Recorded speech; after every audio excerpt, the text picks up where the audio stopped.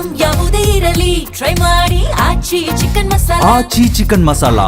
ಕೇಂದ್ರದ ವಿರುದ್ಧ ಮುಗಿಬಿದ್ದ ಇಂಡಿಯಾ ಮೈತ್ರಿಕೂಟ ಯುದ್ಧದಿಂದಾಗಿ ಭಾರತದ ಗೌರವಕ್ಕೂ ಹೊಡೆತ ಬೀಳ್ತಿದೆ ಎಂದ ಖರ್ಗೆ.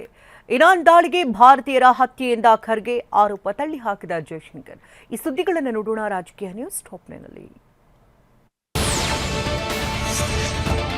ಇರಾನ್ ಮತ್ತು ಇಸ್ರೇಲ್ ಅಮೆರಿಕ ಯುದ್ಧದ ಪರಿಣಾಮ ಹಲವು ದೇಶಗಳ ಮೇಲೆ ಬೀರಿದೆ. ಅದರಲ್ಲೂ ಭಾರತದ ಮೇಲೆ ಭಾರೀ ಪರಿಣಾಮ ಬೀರಿದೆ. ಗ್ಯಾಸ್ ಬೆಲೆ ಏರಿಕೆಯಾಗಿದೆ. ಈ ಕುರಿತು ಚರ್ಚೆ ಆಗಬೇಕು ಅಂತ ಇಂಡಿಯಾ ಮೈತ್ರಿಕೂಟದ ಪಕ್ಷಗಳು ಯುದ್ಧವನ್ನು ಅಸ್ತ್ರವಾಗಿ ಪ್ರಯೋಗಿಸಿವೆ.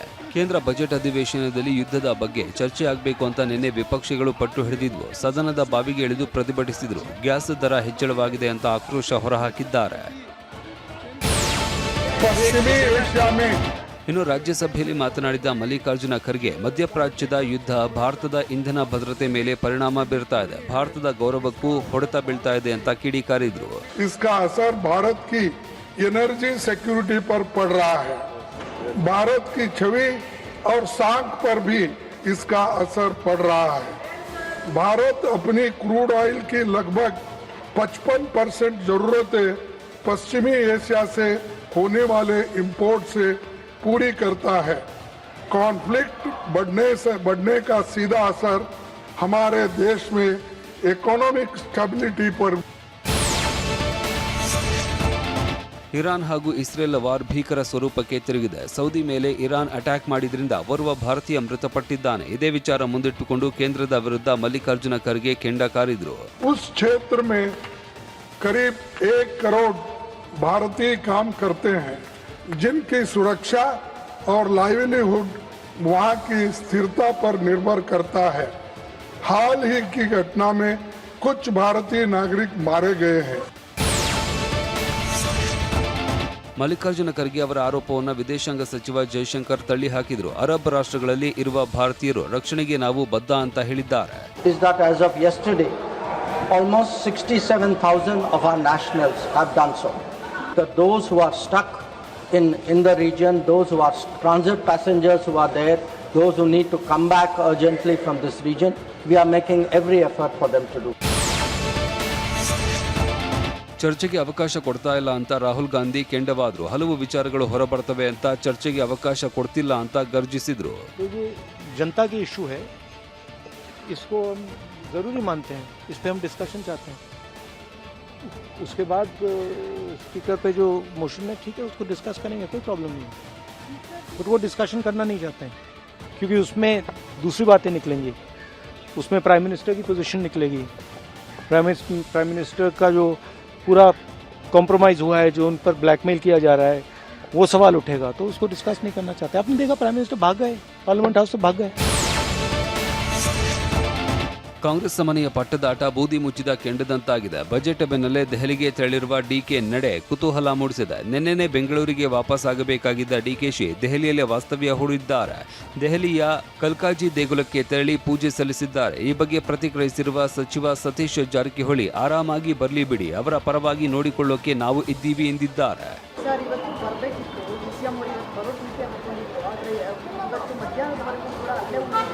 ಇಲ್ಲಿ ಬಿಡಿ, ಏನು ಆರಾಮ್, ನಾವಿದ್ದೀವಿ, ಅವ್ರ ಪರವಾಗಿ ನೋಡ್ಕೊಳ್ಳಿಕ್ಕೆ ನಾಳೆ ಬರಲಿ, ಏನು ಅರ್ಜೆಂಟ್ ಏನಿದೆ, ಆರಾಮಾಗಿ ಬರಲಿ.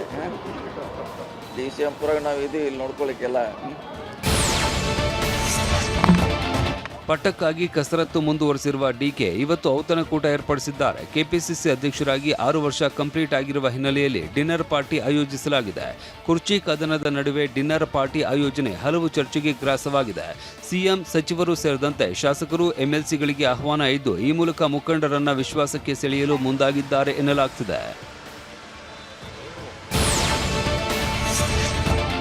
ಬಾಗಲಕೋಟೆ ಹಾಗೂ ದಾವಣಗೆರೆ ದಕ್ಷಿಣ ಕ್ಷೇತ್ರದ ಉಪಚುನಾವಣೆಗೆ ಕಾಂಗ್ರೆಸ್ ಭರ್ಜರಿ ತಯಾರಿ ಮಾಡ್ತಾ ಇದೆ. ಉಪಚುನಾವಣೆಗೆ ಕೆಪಿಸಿಸಿ ಅಧ್ಯಕ್ಷ ಡಿಕೆ ಶಿವಕುಮಾರ್ ಟೀಮ್ ರಚಿಸಿದ್ದಾರೆ.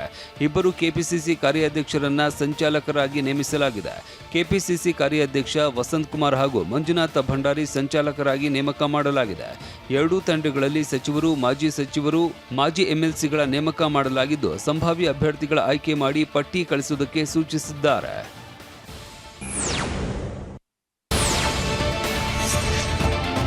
ಬಳ್ಳಾರಿಯಲ್ಲಿ ಹಾಸ್ಟೆಲ್ನಲ್ಲಿ ವಿದ್ಯಾರ್ಥಿ ಮರ್ಡರ್ ಪ್ರಕರಣ ಸಂಬಂಧ ಆರೋಪಿ ಅಪ್ರಾಪ್ತ ಬಾಲಕನನ್ನ ಪೊಲೀಸರು ವಶಕ್ಕೆ ಪಡೆದಿದ್ದಾರೆ. ಬಳ್ಳಾರಿಯ ಗಂಗಪ್ಪ ಜಿನ್ನ ಬಳಿ ಆರೋಪಿ ಬಾಲಕನನ್ನ ವಶಕ್ಕೆ ಪಡೆದಿರುವ ಪೊಲೀಸರು ಇನ್ನು ತಜ್ಞರು ಬಾಲಕರ ಕೌನ್ಸಿಲಿಂಗ್ ನಡೆಸಲಿದ್ದಾರೆ. ವಿದ್ಯಾರ್ಥಿ ಹತ್ಯೆಗೈದು ನಾಪತ್ತೆಯಾಗಿದ್ದ ಬಾಲಕನ ಪತ್ತೆಗಾಗಿ 7 ತಂಡ ರಚಿಸಲಾಗಿತ್ತು.